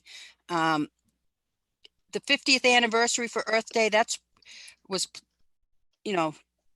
if we open up in the fall, that's something we want to do again. Revisit that we got, just because it was in April, it doesn't mean we can't celebrate the anniversary in the fall but it's not looking great that they're going to be opening it up. So that goes back to the webinar capacity. Like, are we going to start doing things differently? And that brings up a great thing. The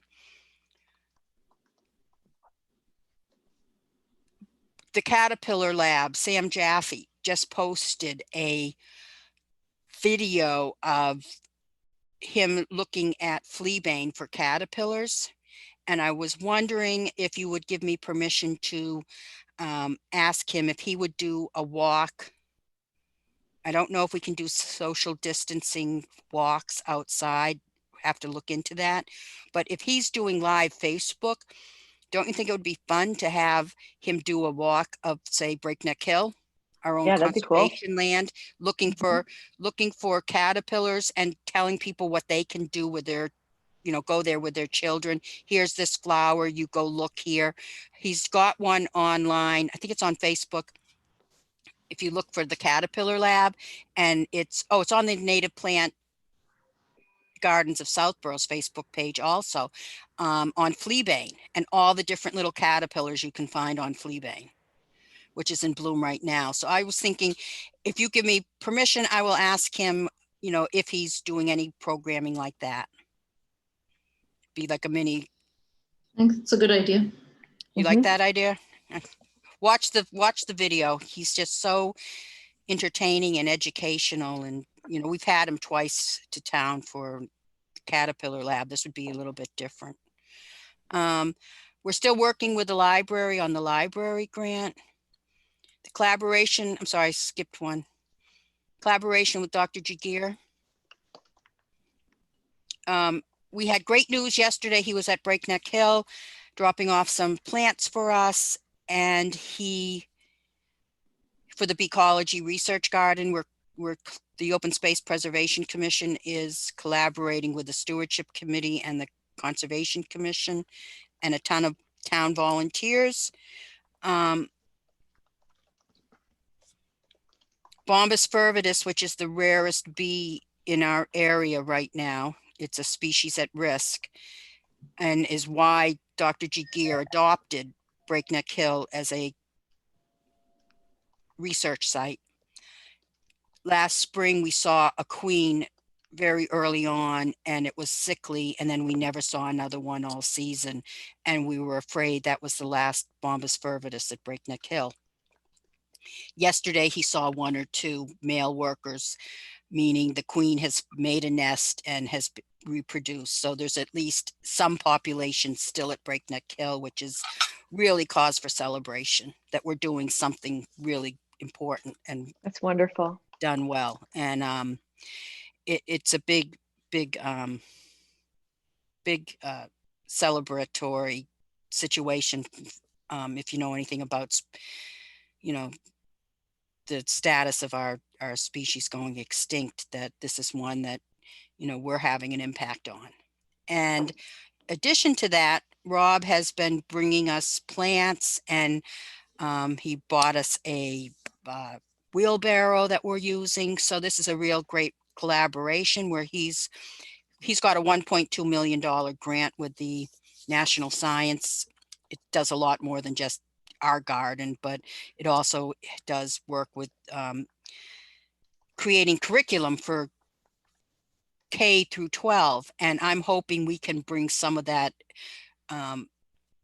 advantage to this town through him to help. It could be even with, depending on how schools open up in the fall, that he would be willing to work with some of our teachers on curriculum, as well as the library grant, which will get us hopefully a public garden that kids could go to and do research and BID. And so his curriculum is bridging the gap between everyone's into computer sciences and to get kids into biology and using computer sciences. It's called the Bio CS Bridge. So it's pretty exciting. I believe St. Mark's School might be interested as well. So, and then there's also trying to create this pollinator pathway in town. And another thing we could do and be working on, I'd like to see us do this. We have more and more people getting these native plant gardens through our, last fall, we did our seed workshops. We had winter sow. And I think, we're having more and more of these gardens. It would be nice to map them. Other towns are doing that to create our pollinator pathway. So there's two more. Are you still there, Karen?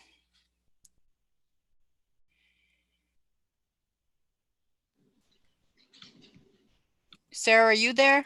I'm here. Yes, I'm still here, Freddie. I'm still here. When you I just go off, had to, when you go off, my screen goes blank and I don't see really? Oh, anybody. no. Yeah, all Sorry I'm for seeing is, I'm not seeing any people or names or anything. I just No, thought, no, no. I just, a couple times I've had to put myself on mute because my dog is stressing about the storm. So I've been Okay. trying to have him I'm- not interfere with our meeting. I'm okay. the same. So just at the bottom, fiscal year 20 and fiscal year 21 budget. I think I left that on from last year, but under the issues was I'll investigate what to do about using webinars, workshops. Because we had two, we had to cancel. And for fiscal year 20, we had agreed to switch some of the funding towards, you know, what we've always been doing, working on the Beecology garden and those efforts. So the open space and rec plan, hi Karen, there you're back. I'm back. Open space and rec plan, I guess you never left, but I just couldn't see you. I never left. I'm just trying to calm my dog down so he doesn't get on camera for the town. The open space and rec plan has been sent to the selectmen for their review. And Awesome. we also wanted to then send them the chapter 61 plan. I think we need to revisit that. One of the concerns came up why they didn't accept it the open space and rec plan. We have a new new selectwoman, and congratulations to those who were elected and to all that ran. Thank you. But I think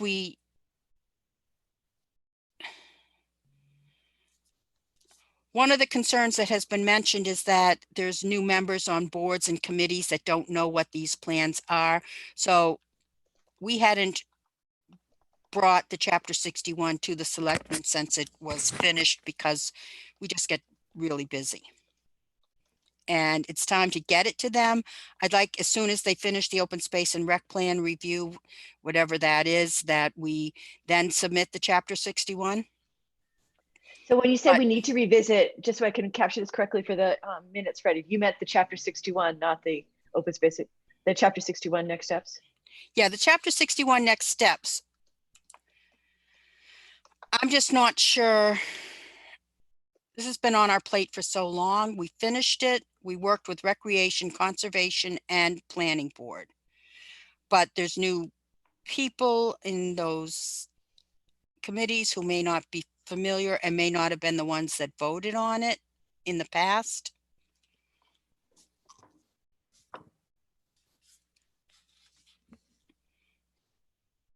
I just think we need to circle back and make sure everyone's still on board. Sure. Not Okay. that they're not, I shouldn't say still on board, but that, you know, we go to the selectmen with everyone, with current members saying, yes, we support this. So that does not become an issue, if that makes sense. Yep. Because, you know, we have new people. Yep. Sounds good.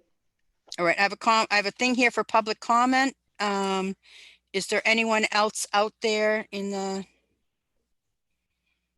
So I am comment checking land? the attendee comment land. I'm just going to write a note. Any additional? Well, they could hear me, right? Yeah, I would think so.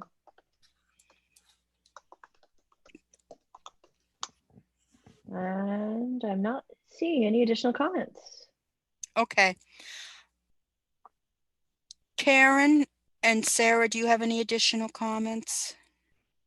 Anything before the board that we didn't go over that we need to right now? No, I want to especially give my gratitude to the fact that we were able to spend so much time on the master plan draft. So thank you for that. That's very useful for me. Okay. Sarah? No, I don't have any additional. Is somebody got a cat? Yes, that's why I keep putting it on mute. Either that or, yeah. Is it Siamese? You'd think so. It's just a black cat, but he's really loud It's all the time. like my dog. Well, Yeah, I'm telling you, get our- I can't believe I got through this meeting without my dogs, because usually they tag team me. And one Oh, starts barking and huffing, and then I don't even Yeah. pay attention to the panting, and people go, "What is that?" Like, So oh my funny. God, my dog's panting, and they don't know what that is. So Well, these storms have wreaked havoc Yeah. with my dog, as you know from our previous conversations. yeah. Excellent. All right. Well, thank you for staying a little late. I think we got a lot done. I agree. We have a lot to go back to, but I'm just rolling up the master plan documents was important, and the EDC downtown bylaw, even though it was a preliminary, that's really important. Hmm. I'm glad we So spent I'm the going to time on it. send the master plan draft with our comments to Mimi. I'm going to CC both of you. And as we discussed, if either of you have any further corrections for the master plan visioning document, you'll just respond directly to Mimi. And then I'll also, in a separate email, send both of you the draft of the minutes from today's meeting. I did send already out to the minutes place, the finalized minutes for April. But as I look back, I don't think we ever approved February minutes in our last session. So maybe we can do that, put that on the agenda for our next meeting. Okay, thank you. If you resend them at that time, we'll be sure to do it. Great. So what I'll do is I'll attach today's minutes and also February's minutes to the email that I send out today. Yep. That would be great. And then I want to thank you, Karen, for the time you've put into the master plan. And it's been an adventure. Has well, yeah. But a good one. Okay. All right. Thank you all. We have to, and please have this be a, I'm going to add the adjourn. So I'd like to make a motion that we now adjourn at 1:14 p.m. And is there a second? I second the motion. This is Sarah Rossitano.